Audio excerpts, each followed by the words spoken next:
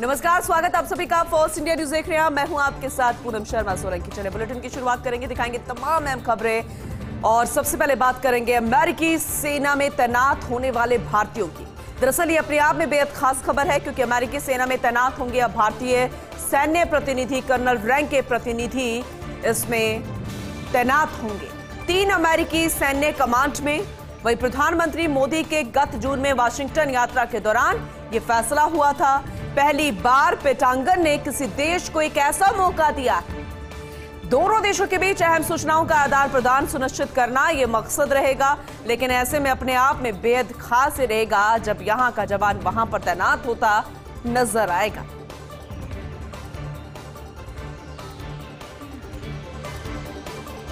तो दोनों देशों के बीच अहम समझौता करार हुआ है और ऐसे में एक अहम जानकारी ये कहा जा रहा है, मत पधारो हमारे देश, चौंकिएगा मत, ये नारा दे रहे हैं स्पेन और नीदरलैंड के लोग।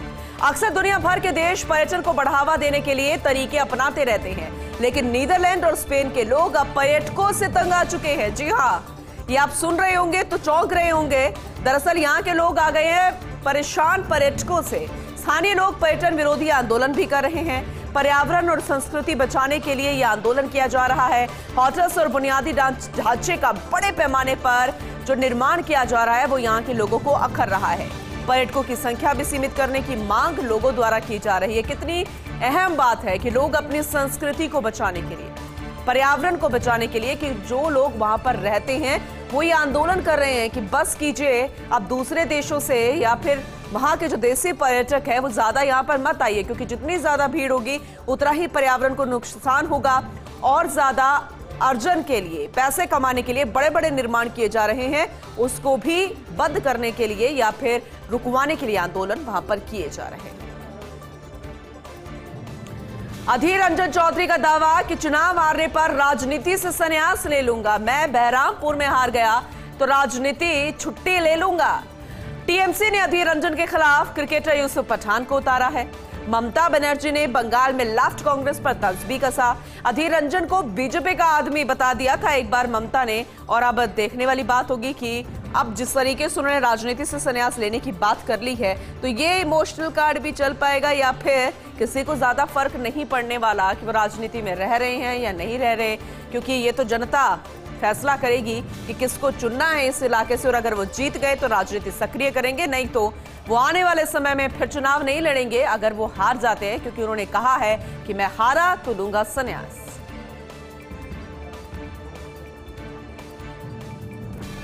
हाईकोर्ट से पश्चिम बंगाल सरकार को झटका। कलकत्ता हाईकोर्ट ने स्कूल शिक्षा भर्ती रद्द कर दी है। कलकत्ता हाईकोर्ट ने 2016 स्कूल शिक्षक भर्ती को ही रद्द कर दिया।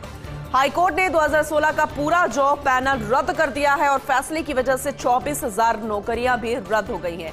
दरअसल घोटाले में 2022 में पार्थ चटर्जी की गिरफ्तारी हुई थी। इस भर्ती में 5 से 15 लाख रुपए की घूस लेने तक के आरोप लगे हैं। पूरे मामले में टीएमसी के नेता, विधायक और विभाग के अधिकारी जेल में भी रहे थे, लेकिन अब जिस तरीके से इसे रद्द किया गया है इसका कितना असर पड़ता नजर आएगा, जो भर्तियां निकाली गई थी उस पर कितना असर पड़ेगा और रिएक्शन किस तरीके के सामने आएंगे, ये भी देखने वाली बात होगी। भारत में जल संकट का गंभीर खतरा। जी हां, ये खतरे की घंटी है, जरा जान लीजिए। देश के 50% जिलों में 2050 तक गंभीर जल संकट की आशंका है।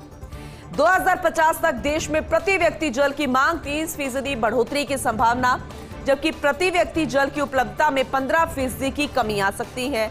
भारत में दुनिया की 17% आबादी, लेकिन पानी के सिर्फ 4% ही संसाधन है।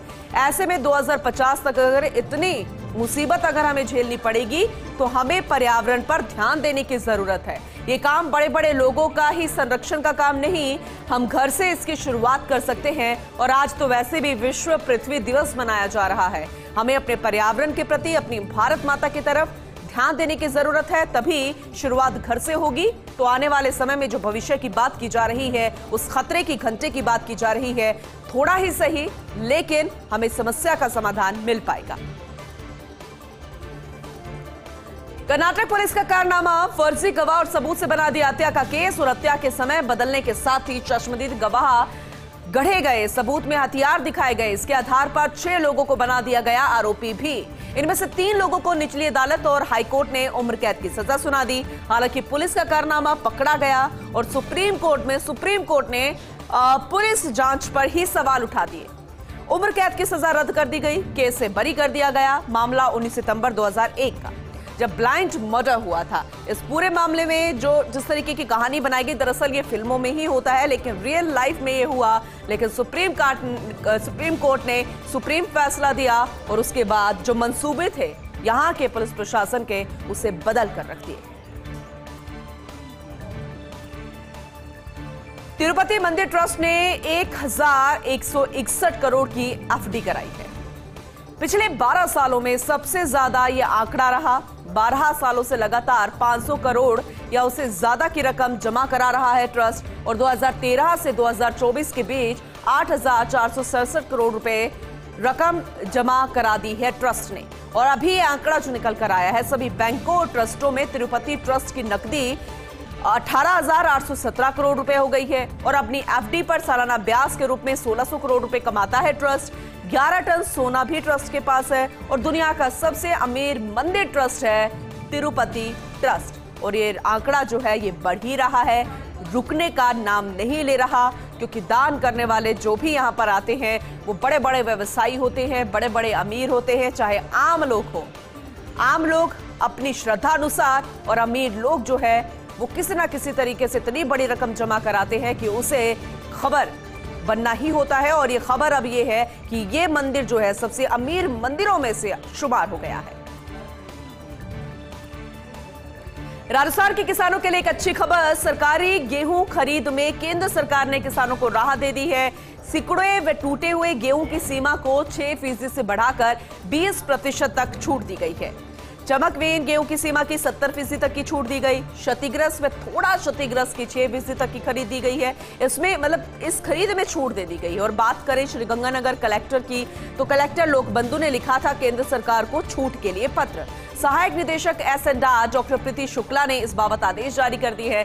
लेकिन देखा जाए तो पिछले काफी दिन पहले जब मौसम की मार पड़ी थी, तो ये भार जो है वो किसानों के कंधे पर आ गया था, इसीलिए छूट की बात आ रही थी। लगातार मांग थी और इस मांग को अब सुन लिया गया है, इसीलिए राजस्थान के किसानों के चेहरे पर अब चमक लौट आई है। चलिए बात शेयर मार्केट की। इस हफ्ते गिर सकता है सेंसेक्स। घरेलू कंपनियों के नतीजों और अमेरिकी अर्थव्यवस्था पर नजर डालें तो अमेरिकी केंद्रीय बैंक फेडरल रिजर्व के रुख पर यह तय होगा, क्योंकि अमेरिकी अर्थव्यवस्था के आंकड़े बाजार प्रभावित करेंगे ही। मार्च तिमाही के लिए घरेलू कंपनियों के नतीजे कमजोर रहने की आशंका है और ऐसे में बाजार गिर सकता है। और सबसे महत्वपूर्ण जो कारण है वो है ईरान इजराइल के बीच बढ़ता तनाव। और अगर तनाव और ज्यादा बढ़ता है तो स्थिति और ज्यादा खराब हो जाएगी। इसीलिए शेयर मार्केट में पैसा लगाने वाले हर एक मिनट पर अपना शेयर मार्केट जो है वो चेक कर रहे हैं। सेंसेक्स पर उनकी नजर है कि आखिर उनको लॉस हो रहा है या फिर फायदा हो रहा है। और इसलिए सबसे ज्यादा महत्वपूर्ण नजर ईरान इजराइल के बढ़ते तनाव पर।